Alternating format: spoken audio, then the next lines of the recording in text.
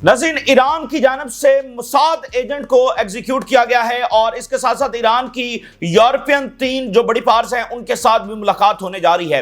ये इजराइल की आइसोलेशन के अंदर बड़ा इजाफा है कि ईरान ना सिर्फ अमेरिका के साथ टॉक्स कर रहा है बल्कि अब यूरोपियंस के साथ भी टॉक्स ईरान की शुरू होने जा रही हैं। बड़ी विजडम के साथ जब वो ईरान आगे बढ़ रहा है।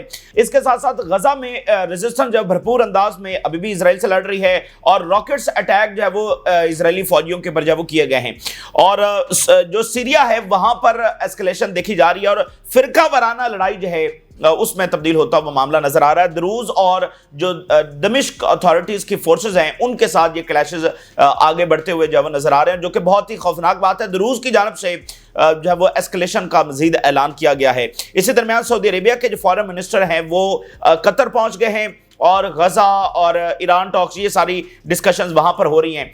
जबकि जो साउथ चाइना सी है उसमें भी हमें एस्केलेशन नजर आ रही है। साउथ चाइना सी में तो बाकायदा एक जंग की तैयारी हो रही है क्योंकि वो तो एक बाकायदा आलमी जंग का एक फ्लैश पॉइंट है। ताइवान वहां पर है, नॉर्थ साउथ कोरिया का इशू है, जापान वहां पर है। तो अभी नॉर्थ कोरिया की जानिब से जो डेवलपमेंट सामने आ रही है, एक तो उन्होंने नए वॉरशिप जो है वो उतारे हैं और अभी किम जोंग उन की जानिब से ऑर्डर किया गया है कि वो नेवी को न्यूक्लियर इक्विप्ड करने जा रहे हैं और ये सब किया जा रहा है अमेरिका की डिप्लॉयमेंट के जवाब के अंदर। और अभी 2 दिन पहले ये खबर सामने आई कि नॉर्थ कोरिया अपनी फोर्सेस रशिया में डिप्लॉय कर रहा है और ये भी कंफर्म हुआ कि नॉर्थ कोरिया की फोर्सेस जो है वो रशिया के साथ मिलकर लड़ रही हैं। अब इस बात के ऊपर साउथ कोरिया में शदीद तशवीश है और साउथ कोरिया ने कहा कि हम यूक्रेन को असलहा देंगे, ये करेंगे वो करेंगे, जिसके ऊपर रशिया ने सख्त तरीन रिस्पॉन्स दिया। उसके बाद साउथ कोरिया उस तरह से नहीं दे सका। लेकिन साउथ कोरिया को तशवीश क्या है? साउथ कोरिया की तशवीश ये है कि नॉर्थ कोरिया की जो आर्मी है वो ज्यादा मॉडर्नाइज हो रही है, वो ज्यादा जंगी सलाहियतें हासिल कर रही है। देखिए, साउथ कोरिया की आर्मी तो किसी एक्टिव वॉर का हिस्सा नहीं है, लेकिन नॉर्थ कोरिया की आर्मी एक एक्टिव वॉर का हिस्सा बन चुकी है।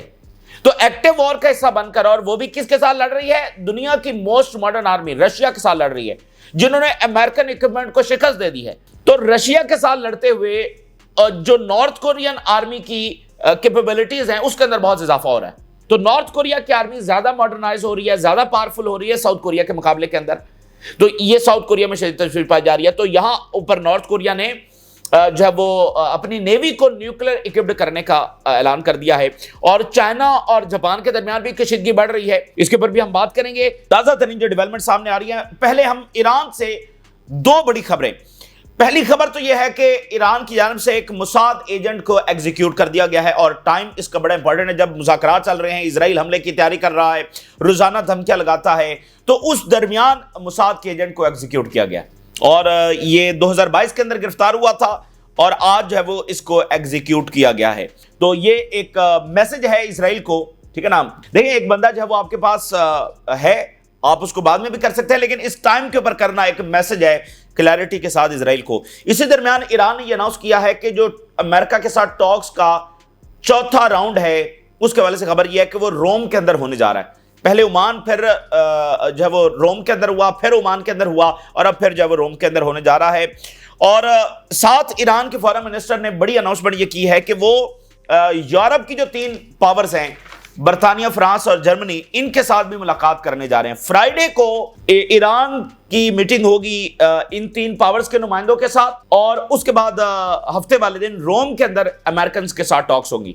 तो ये एक बड़ी कामयाबी होगी अगर ये मामलात यूरोपियंस के साथ आगे बढ़ते हैं और ये बॉम्ब शेल है जो इसराइल के ऊपर आकर गिरा है। तो और आप ये समझ लें कि ये हिस्टोरिक डेवलपमेंट है ईरान का यूरोपियंस के साथ भी इंगेज करना। और इसराइल आप देखिए कि मजीद आइसोलेट हो रहा है। कभी तमाम चीजें इसराइल की मुट्ठी के अंदर हुआ करती थी, रीजन भी, यूरोपियंस भी, लेकिन अब वो सारी चीजें उस तरह से नहीं है। ईरान के साथ अमेरिकन का टॉक्स करना, ईरान के साथ यूरोपियंस का टॉक्स करना, यही सबसे बड़ी ईरान की कामयाबी है कि वो बड़ी विजडम के साथ जब वो लेकर चल रहा है। इसराइल की शिकस्त क्या है? इसराइल की शिकस्त यह है कि आप उसको आइसोलेट कर दे। इसराइल आइसोलेट हो, देखें, उसके कायम रहने का कोई मॉरल जवाब तो नहीं है। ना उसको लोग मानते हैं, ना वर्ल्ड पब्लिक ओपिनियन उसको मानती है, ना लीगली उसको मानता है। अब देखें, आलमी अदालत ने जेनोसाइड का मुकदमा उसके ऊपर चल रहा है, तो उसके रहने के, उसकी एग्जिस्टेंस का कोई जवाब नहीं है। उसकी एग्जिस्टेंस खड़ी है इन तमाम ग्लोबल पावर्स के ऊपर। तो अगर आप इसराइल को आइसोलेट कर देते हैं तो वही इसराइल की शिकस्त है।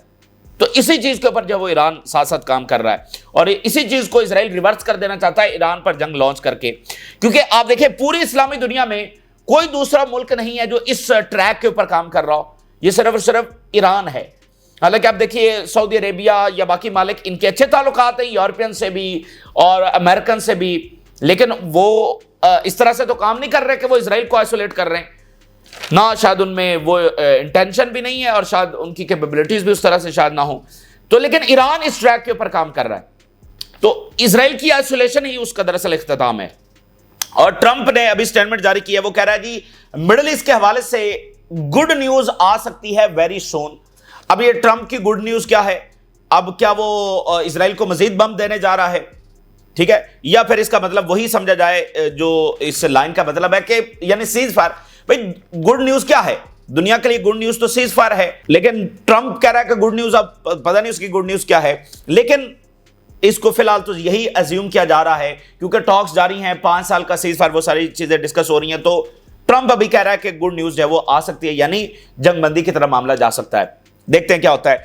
इसी दरमियान अमेरिका की जानिब से ईरान पर सैंक्शन लगा दी गई हैं। वहां पर ये अब ये यूएस जो ट्रेजरी सेक्रेटरी है उसकी जानिब से लगाई गई हैं और पूरी ज़ायनिस्ट लॉबी अब वहां पर एक्टिव। आप देखें ना, ये कितनी स्टूपिड बात है, कितना कंफ्यूज है अमेरिका, यानी इस तरह की चीजें करके तो वो खुद अपने आप को जना एक्सपोज कर रहा है ना कि भाई आप ईरान के साथ टॉक्स कर रहे हैं और उनके ऊपर सैंक्शन लगा रहे हैं, और भाई सैंक्शन ईरान का कुछ नहीं बिगाड़ सकी, और इन टॉक्स के दरमियान सैंक्शन ही डिस्कस होनी है कि सैंक्शन को भी खत्म होना है, फिर सैंक्शन लगा रहे हैं। तो वहां पर दरअसल ये ज़ायनिस्ट लॉबी है जो मुकम्मल तौर पर मुतहरिक है और इस तरह के इकदाम के लिए पुश कर रही है ताकि मुज़ाकरात जब नाकाम हो जाए, लेकिन फिलहाल मामला आगे बढ़ रहे हैं। और एक बात इंपॉर्टेंट है कि जो जनूबी एशिया के अंदर नया महाज खुल गया है और मामला जंग की तरफ जा रहा है, बताया जा रहा है कि अगले 24-36 घंटों के अंदर जो है कोई हमला लॉन्च हो सकता है, कोई मुल्क जो है वो पहल कर सकता है, उसके बाद ये मामला एक बड़ी जंग की तरफ भी जा सकता है। अगर यहां जनूबी एशिया में जंग छिड़ जाती है तो उसके असरात मिडिल ईस्ट पर क्या होंगे? ये जो मुज़ाकरात जारी हैं सीज फायर, ये असरात जनूबी एशिया की जंग के और 2 न्यूक्लियर पावर्स हैं, इनके असरात मिडिल ईस्ट पर क्या होंगे, ये बहरहाल देखना है। और आप देखिए कि ये जो जंगें होती है ना, ये नई जंगों को जन्म देती हैं। मिसाल के तौर पर अगर मिडिल ईस्ट में ये मामला ना चल रहा होता तो शायद यूक्रेन की जंग पहले रुक जाती, और जब मिसाल को मिडिल ईस्ट में जंग चल रही है, अब सारे वहां पर उलझे हुए हैं, तो जनूबी एशिया या किसी और रीजन के अंदर को फ्रंट खुल जाता है तो तमाम ताकतें फौरन वहां पर जाकर जंग नहीं रुकवाएंगी क्योंकि वो अपने मसाल में उलझी हुई हैं। अगर मिडिल ईस्ट में जंग नहीं होगी तो ये ताकतें भी अपना किरदार अदा करेंगी इर्द गिर्द के रीजन में जंग रुकवाने के लिए। तो इस तरह जंगें जो होती हैं वो नई जंगों को जन्म देती हैं। वो मामला जो थमे हुए होते हैं या जिनको दुनिया ने थाम कर रखा होता है वो भी सर उठाने लगते हैं। तो कोई भी एक वाकया जो है, क्योंकि मुल्कों के दरमियान दुश्मनियां तो मौजूद होती हैं, तो इनको बस एक हवा देने की जरूरत होती है। तो बहरहाल जनूबी एशिया में भी मामला हाई अलर्ट के ऊपर है और इंटरनेशनल मीडिया की जिन्नत बन गया है और किसी भी वक्त यहाँ पर बताया जा रहा है खदशा है कि हमला लॉन्च हो सकता है, पहला हमला, उसके बाद फिर वो मामला जंग की तरफ भी जा सकता है, बड़ी जंग की तरफ। इसी दरमियान गजा में आप देखिए कि इजरायली सोल्जर्स के ऊपर अटैक किया गया है और रॉकेट्स फायर किए गए। गजा सिटी के अंदर इजरायली फौजियों के ऊपर रॉकेट्स फायर किए गए हैं। ये भी अब देखिए कि कितनी बड़ी बात है कि रेजिस्टेंस अभी भी रॉकेट्स लेकर बैठी हुई है और इजरायली फौजियों को निशाना बना रही है। Al-Quds brigade target Israeli occupied forces with rockets in Gaza city. The Al-Quds brigade release footage showing their fighters launching a guided missile at Israeli occupation soldiers fortified inside a house in Al-Tuffah Gaza in an operation carried out. तो इसमें जो है वो एक house के अंदर Israeli फौज थी, उसको निशाना बनाया गया है और इसराइल जो है अब देखिए कि वहां पर मुसलसल डिस्ट्रक्शन कर रहा है, ब्रूटैलिटी और स्टारवेशन एज अ वेपन इस्तेमाल किया जा रहा है और एक एक बिल्डिंग को वहां पर गिराया जा रहा है। यानी गजा को एक इस स्ट्रेटजी के तहत इसको अनलिवेबल बनाना है। इस स्ट्रेटजी के तहत हेल्थ सिस्टम को वहां पर यानी जिंदगी से मुतालिक एक एक चीज को तबाह किया जा रहा है। अब आप देखें ना कि बिल्डिंग्स को क्रेने ले जाकर गिराने का मकसद क्या है। तो इसलिए यहां पर सीजफायर की बातें तो होती हैं, लेकिन इस बुनियाद के ऊपर कहा जाता है कि ये एक फैसला कुन जंग है। आप इजराइल की इंटेंशन देखिए, वो इतना कुछ गजा में कर चुका है, वो जेनोसाइड कर रहा है। दुनिया दोबारा तो 6 साल के बाद उनको जेनोसाइड का मौका नहीं देगी। 6 साल के बाद दुनिया और बदल चुकी होगी। तो इजराइल इसलिए जो करना चाहता है वो अभी जो है वो इसको सर अंजाम देना चाहता है। इसलिए वो ईरान जंग चाहता है ताकि यहां से प्रेशर उसके ऊपर कम हो जाए। अभी भी आप देखिए गजा से इंफॉर्मेशन का वो फ्लो नहीं है क्योंकि इन्होंने सैकड़ों जर्नलिस्ट को वहां पर शहीद किया है। तो वहां पर ये एक आप कह लें कि कॉन्टिन्यूअस और कंप्रिहेंसिव अंदाज के अंदर बिल्डिंग्स को जो है वो तबाह कर रहे हैं और जिंदगी को वहां पर तबाह कर रहे हैं। अच्छा, इसी दरमियान यरूशलेम माउंटेन्स के ऊपर आग लगी है और सेंट्रल इजराइल के अंदर और वहां पर हाई अलर्ट जारी किया गया है, इवैक्यूएशंस हो रही हैं। तो एक अलग लेवल का पैनिक इस आग की वजह से भी क्रिएटेड है। इससे पहले भी कैजुअलिटीज हुई हैं और अभी कुछ देर पहले दोबारा से आग लग गई है। और अब देखिए कि फलस्तीनियों के साथ और खासकर उनके जो लीडर्स हैं उनके साथ इजरायली जेलों में क्या हो रहा है। Al Barghouti facing slow assassination in notorious Israeli prison. Slow assassination यानी टॉर्चर करके, स्टारवेशन करके आहिस्ता आहिस्ता जो है वो उनको मारा जा रहा है, स्लो असैसिनेशन की जा रही है। तो ये बहुत यानी यहां पर आप कह लें कि जुल्म की एक लंबी दास्तान है जो 100 साल के ऊपर मुबनी है। तो ये बहरहाल एक ना एक दिन जब खत्म होकर रहेगी। सीरिया में क्या हो रहा है? सीरिया में भी इजरायली प्रोजेक्ट जो है वो लॉन्च हो चुका है, जिसमें दरूज को इस्तेमाल करते हुए वहां पर फिरका वाराना फसादात और 7 अक्टूबर के बाद से लेकर पूरी अटेम्प्ट इजराइल की जानिब से होती रही है कि लेबनान में, शाम में, इराक एक फिरका वाराना जो फसादात हैं, लड़ाई है, वो यहां पर छड़ी जाए जैसे पहले होती रही है। लेकिन सब ममालिक ने मिलकर उसको रोका और अभी दरूज को एक्सप्लॉइट किया जा रहा है। अभी वहां पर काफी हलाकतें हुई हैं और at least 16 Syrians have been killed in sectarian clashes in Jaramana near Damascus. Sectarian clashes हैं ये, किसी और बुनियाद पर नहीं, फिरका वाराना। और 16 ये मारे गए हैं दरूज के लोग। तो Syrian Druze head warns of sectarian incitement. तो दरूज लीडरशिप जो है वो सेक्टेरियन मजीद इंसाइटमेंट की जो है वो वार्निंग दे रही है। Where is the security we were promised amid ongoing sectarian incitement without accountability और कंडेमनेशन। ये वही बयानिया है। इजराइल कह रहा है कि दरूज जो है वो खतरे में है और दरूज कह रहे हैं कि हमारे साथ जो सिक्योरिटी कमिटमेंट दी गई थी वो तो पूरी नहीं हो रही। तो ये उसी बयानी के तहत मामला आगे बढ़ रहे हैं और पिछले 24 घंटों में ये अचानक इसने दोबारा से सर उठा लिया है। और अब यमन में देखिए जो माइग्रेंट सेंटर के ऊपर हमला हुआ, उसमें अभी ताजा रिपोर्ट के मुताबिक अमेरिका की जानिब से जो बैन वेपन्स हैं वो इस्तेमाल किए गए। US used band weapons in strike on migrant centre in Yemen. America ने बहुत सारी जंगें लड़ी हैं और वियतनाम की जंग बहुत ही ब्रूटल तरीन वॉर थी। कभी आप उसकी हिस्ट्री पढ़ें और आप जानेंगे कि इतना जुल्म भी दुनिया में किया जा सकता है। मतलब वियतनाम की जंग इंतहाई हॉरिफिक और ब्रूटल थी और अमेरिका ने कोई कसर नहीं छोड़ी अपनी वहां पर जुल्म करने में। लेकिन उसके बावजूद नतीजा क्या निकला? इबरतनाक शिकस्त हुई। ये अमेरिकी तारीख की सबसे बड़ी शिकस्त है जो वियतनाम के अंदर इनको हुई और इन्होंने कोई कसर नहीं छोड़ी वहां पर जुल्म करने की। और आज तक वो धब्बा इनके ऊपर है और स्ट्रेटेजिकली लॉस हुआ। और फिर आप देखिए कि ये वो जंगें हैं जिन्होंने अपना किरदार अदा किया अमेरिकन एम्पायर को डैमेज करने में। Vietnam war, Iraq war, Afghanistan war, इन सब ने अपने अपने अंदाज में अमेरिकन एम्पायर को डैमेज किया। तो ये जो यमन में ये कुछ कर रहे हैं, इससे भी इनको कोई अचीवमेंट नहीं होने वाली है, बल्कि ये वाली जंग मजीद हिस्सा डालेगी अमेरिकन एम्पायर को डिस्ट्रॉय करने में। और आप देखिए कि एयरक्राफ्ट कैरियर से एक फाइटर जेट का गिर जाना, इस वक्त इन्वेस्टिगेशंस और अमेरिकन जर्नल जो है वो शॉक में हैं कि ये हुआ क्या है। कि आप जरा अंदाजा करें, अब इजराइल कह रहा है जी ईरान के साथ जंग करनी है। हुतीज के साथ लड़ते हुए अमेरिकन एयरक्राफ्ट कैरियर अपना दिफा नहीं कर पा रहे, उनके जंगी तारे जो है वो पानी में गिर रहे हैं। ये अभी हुतीज के साथ लड़ रहे हैं, तो ईरान के साथ क्या मामला होगा मुझे बताइए। और हुतीज भी क्या दागते हैं? 2, 4, 5, 7 मिसाइल दागते हैं। अगर वहां से आ जाएं 50 और 70 मिसाइल तो अमेरिकन जो एयरक्राफ्ट कैरियर है वो रोक सकेंगे। और अभी भी आप देखिए कि उनके ड्रोन्स और उनके जंगी तारे जो वो गिरे हैं।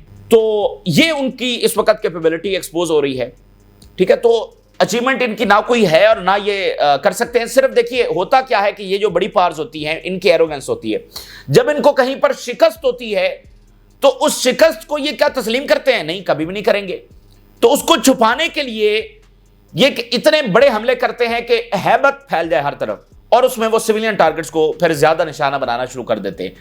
तो इन्होंने भी पहले जो है वो निशाना बनाया, हुतीज को ट्रैक करने की कोशिश की और उसमें ये नाकाम हुए, अस्करी तौर पर नाकाम हुए।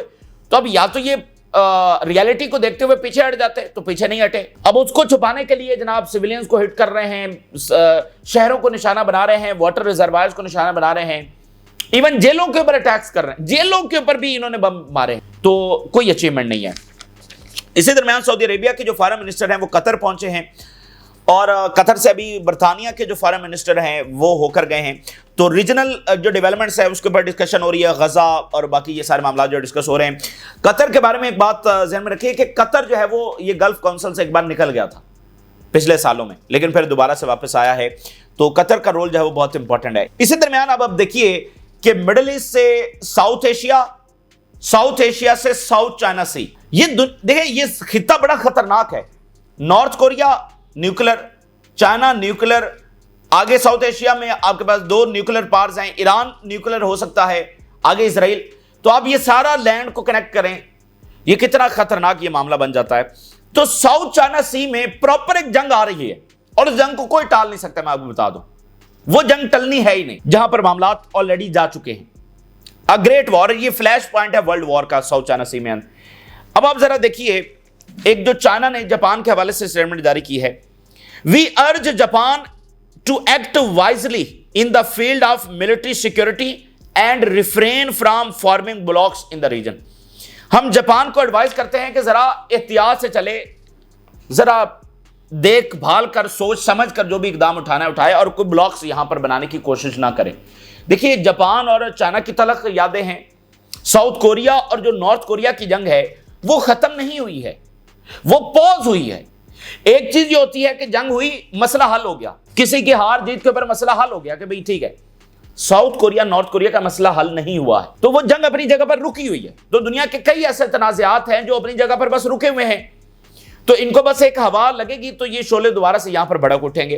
ताइवान के ऊपर चीन कभी कंप्रोमाइज कर नहीं सकता। ताइवान इतना बड़ा फ्लैश पॉइंट है, और फिर साउथ कोरिया और नॉर्थ कोरिया और फिर जापान की, वो देखिए वो रीजन में अपनी हेजेमनी चाहता है, अपना एक कंट्रोल चाहता है, और चाइना ये अब होने नहीं देगा। चाइना एक बड़ी ताकत अब बन चुका है, तो इसलिए वो जापान भी अलायंस और फिलिपाइन का, चुके जापान के प्राइम मिनिस्टर दौरा कर रहे हैं, और फिर अमेरिका यहां पर डिप्लॉयमेंट तेज कर रहा है। तो चाइना जापान को कह रहा है, फिलिपाइन के हवाले से भी उनकी स्टेटमेंट्स आती रहती हैं कि जरा एहतियात से। अच्छा, अब नॉर्थ कोरिया के हवाले से आप जरा खबर देखिए।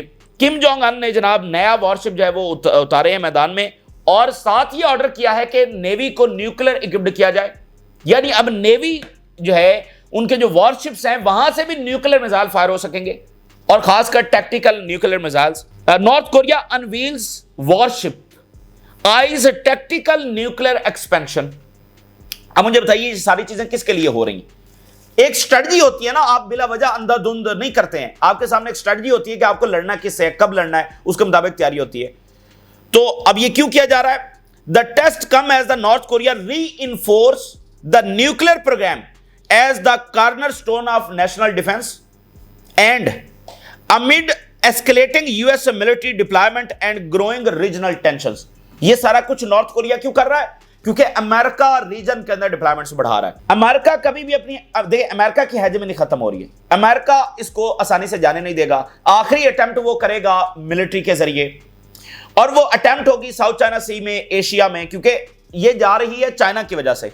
और तो दुनिया में इस वक्त कोई पावर मौजूद नहीं है जो अमेरिका को रिप्लेस कर सके टेक्नोलॉजी में, इकोनॉमी में, मिलिट्री के अंदर। तो ये चाइना ही है। तो चाइना के ऊपर जंग मुसल्लत होगी, ये आखिरी मिलिट्री अटेम्प्ट होगी।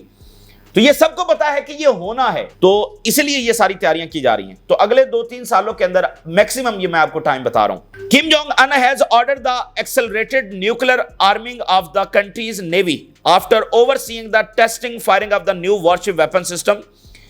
North Korea ambitions to expand its naval based nuclear weapon capabilities. अभी उन्होंने कुछ नए टेस्ट किए हैं, सुपरसोनिक मिसाइल हैं, likely to equipped with the tactical nuclear missiles to accelerate the nuclear armament of the navy, signaling a focus on strengthening sea-based strike potential।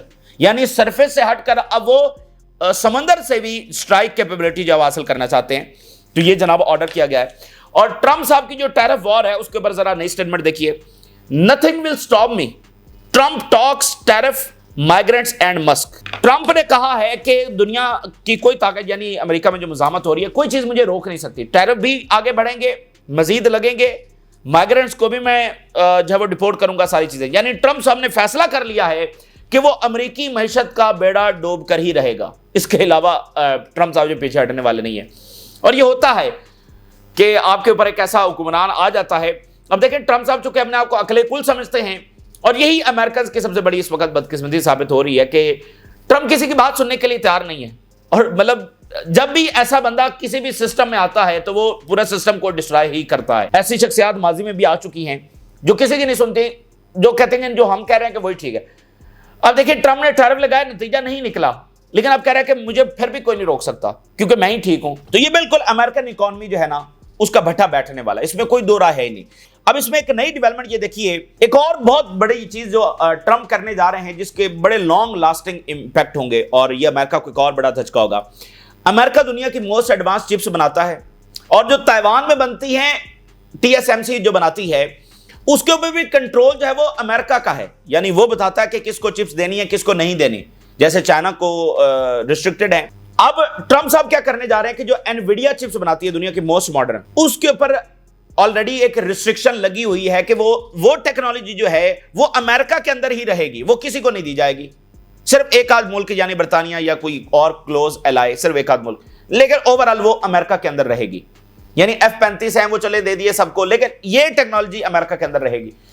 Trump साहब जो हैं वो अब ये टेक्नोलॉजी अब वो इसको जो है वो एज अ बार्गेनिंग टूल इस्तेमाल करने जा रहे हैं। यानी वो कैसे, ट्रंप ने अपने इत्तेहादियों को और बाकी मालिक को कहा कि वो हम टैरिफ हटाते हैं, आप चाइना के खिलाफ खड़े हो जाओ। सब ममालिक ने इनकार कर दिया, इंक्लूडिंग हंगरी, इंक्लूडिंग बर्तानिया एंड एवरीवन एल्स। अब ट्रंप साहब क्या करने जा रहे हैं कि वो इस दुनिया की सबसे एडवांस टेक्नोलॉजी को एज अ बार्गेनिंग इस्तेमाल करने जा रहे हैं कि हम आपको ये टेक्नोलॉजी देंगे, आप चाइना के खिलाफ खड़े हो जाएं। अब ये टेक्नोलॉजी भी दे बैठेंगे और हासिल भी ट्रंप को कुछ नहीं होना है, अमेरिका को कुछ नहीं होना है। और एक और बात जो कल हमने आपके सामने खबर दे दी थी कि एनवीडिया के मुकाबले में चाइना जब वो चिप्स बनाने की तैयारी कर चुका है, तो फिर चाइना भी उन ममालिक के सामने ऑप्शन रख रहा होगा कि आप चिप्स की वजह से मुआहदा कर, भाई हम आपको चिप्स देते हैं, इसमें क्या मसला है। देखिए दुनिया ने बाकी चीजों के ऊपर तो एग्री कर लिया कि हम चाइना के खिलाफ नहीं जा सकते, यानी अमेरिका के वो सामने खड़े हो गए। अब ट्रंप साहब नया टूल लेकर आए हैं कि हम आपको चिप्स देंगे, तो चाइना उसकी भी तैयारी कर चुका है एनवीडिया के मुकाबले में उसके बराबर की चिप्स बनाने की, शायद उससे भी अच्छी, उससे भी ज्यादा टेक्नोलॉजी वाली। तो वो दुनिया के लिए वो दूसरा ऑप्शन चिप्स के हवाले से भी क्रिएट कर रहे हैं। एक एक महाज के ऊपर ये लड़ाई जारी है और बड़ी इंटेंसिव लेवल की। आप समझिए कि पूरी कौम है जो लड़ रही है इस वक्त, पूरी चाइना की कौम है जो लड़ रही है। भाई यही लोग हैं ना जो डीप सीक बना रहे हैं, जो 10G लेकर आ रहे हैं, जो पैसेंजर त्यारा फास्टेस्ट बना रहे हैं, जो ट्रेन फास्टेस्ट बना रहे हैं। Trump pushes to weaponise artificial intelligence chip access in diplomatic talks. Already it is restricted access to the most sophisticated computing power, keeping it concentrated within the United States and its closest allies while blocking rivals like China. इसकी जो access है वो United states के अंदर ही restricted है, ये बाहर technology नहीं जा सकती। किस लिए ये रिस्ट्रिक्शन लगाई गई थी? ताकि चाइना को कन्फ्रंट किया जा सके, हम किसी और मुल्क को दें वो वहां से स्मगल होकर चाइना के पास पहुंच जाए। लेकिन ट्रंप इसको बार्गेनिंग टूल इस्तेमाल करने जा रहा है। Government to government licensing agreement होंगे, चिप एक्सेस दी जाएगी negotiated bilaterally and potentially turning advance semiconductor access into a powerful bargaining tool. अब ये डिजास्टर, इससे भी बड़ा डिजास्टर ये क्यों होने जा रहा है? ये टेक्नोलॉजी भी दे बैठेंगे और ट्रंप के जो मतलूबा नतायज हैं वो हासिल नहीं होंगे। आखिरी बात, वो क्यों हासिल नहीं होंगे? और यही अमेरिकी एम्पायर का इख्तिताम होगा। देखिए ट्रंप की सारी साइकोलॉजी और फिलॉसफी क्या है, पूरी साइंस क्या है कि वो ये सारी चीजें क्यों कर रहा है, टैरिफ वॉर उसने क्यों छड़ी है। He wants manufacturing back in United States के सारी जो इस वक्त अमेरिका जो 10% मैन्युफैक्चरिंग करता है। इन 50s पिछली सेंचुरी में वो समझ लें कि उसकी इकॉनमी 70% मैन्युफैक्चरिंग पे थी, अब वो 10% है। अब ट्रंप साहब के जहन में पता नहीं ये बात कब से अड़ी हुई है, किसने डाली, कैसे हुआ। अब वो कहता है कि मैंने मैन्युफैक्चरिंग इकॉनमी बनानी है, यानी सारी चीजें अमेरिका के अंदर बनेंगी। अब ये एक तो इम्प्रैक्टिकल है और दूसरा ये इतना बड़ा डिजास्टर होगा क्योंकि उसकी सबसे बड़ी वजह यह है, ये बड़ी हैरानकुन बात आपके लिए होगी कि दुनिया की मोस्ट मॉडर्न इकोनॉमी आपको पता है किसकी है? वो खुद अमेरिका की है। यानी मैन्युफैक्चरिंग इकोनॉमी जो है अमेरिका उससे भी आगे बढ़ चुका है। यानी हमने फेजेस देखे ना, एक वक्त में एग्रीकल्चर इकोनॉमी थी, उससे पहले कोई और इकोनॉमी होगी, फिर हमने देखा इंडस्ट्रियल रेवोल्यूशन आया, उसके अंदर जो ज्यादा चीजें, जो ज्यादा फैक्ट्रीज लगाता था, ज्यादा चीजें बनाता था, वही ज्यादा कमाता था। तो आज की दुनिया में अमेरिका सबको लीड कर चुका है कि वो मैन्युफैक्चरिंग इकोनॉमी से भी आगे जा चुका है, वो सर्विसेज के ऊपर जा चुका है। उसकी 90% इकोनॉमी जो है वो सर्विसेज के ऊपर चल रही है। अमेरिकन सर्विसेज देते हैं। ये दुनिया की मोस्ट मॉडर्न इकोनॉमी है ऑन द प्लेनेट, यानी इनको मैन्युफैक्चरिंग इकोनॉमी की जरूरत भी नहीं है। वो उससे 100 साल आगे हैं मैन्युफैक्चरिंग इकोनॉमी से। तो ट्रम्प साहब जो अमेरिका में लाना चाहते हैं वो अमेरिका को 100 साल पीछे धकेलना चाहते हैं। और दूसरी बात यह है कि जब आप फैक्ट्रीज लगाते हैं तो आपको लेबर चाहिए, लेबर आपको सस्ती चाहिए। तो वहां पर जो ह्यूमन राइट्स के लॉज है अमेरिका में, वहां पर जो हाई वेजेस है, दुनिया की सबसे हाई वेजेस अमेरिका में है, वो प्रैक्टिकली नहीं है। देखिए वियतनाम में फैक्ट्रीज लगी हुई हैं, चाइना में लगी हुई हैं, बाकी बांग्लादेश में लगी हुई हैं, तो वहां पर लेबर कैसे काम करती है? मतलब अमेरिकन ऐसे काम कर सकते हैं? और बांग्लादेश की वेजेस क्या है और अमेरिका की वेजेस क्या है? ठीक है, तो फिर ह्यूमन राइट्स के लॉज, तो ये प्रैक्टिकली नहीं है। और ना ही अमेरिका को इस इकोनॉमी की जरूरत है जिस पर ट्रम्प साहब जो है वो शिफ्ट करना चाह रहे हैं अमेरिकन इकोनॉमी को। तो इसलिए ये टेक्नोलॉजी भी दे बैठेंगे और अमेरिकन इकोनॉमी दिन ब दिन इन टैरिफ की वजह से अब नुकसान में जा रही है। और सबसे बड़ा लॉस जो ट्रम्प ने किया, जो कभी रिवर्स नहीं हो सकता, वो ट्रस्ट है। ट्रस्ट खत्म हो चुका है अमेरिका के इत्तेहादियों का और इंटरनेशनल सिस्टम का अमेरिका के ऊपर। डॉलर के ऊपर दोबारा ट्रस्ट नहीं होगा, ये इंटरनेशनल करेंसी अब नहीं रहेगी। दोबारा जो कंसेंसस था वो कभी होने वाला नहीं है, यूरोप कभी ट्रस्ट करने वाला नहीं है। तो इसलिए ये ट्रम्प साहब जो हैं वो अमेरिकन एम्पायर को तेजी के साथ डिक्लाइन की तरफ लेकर जा रहे हैं। तो ये ताजा तरीन सूरत हाल जो आपके साथ शेयर किया, अपनी राय जरूर आगाह करें। जिन लोगों ने चैनल को सब्सक्राइब नहीं किया उनसे रिक्वेस्ट करेंगे कि चैनल को जरूर सब्सक्राइब कर लें। इजाजत, अल्लाह हाफिज।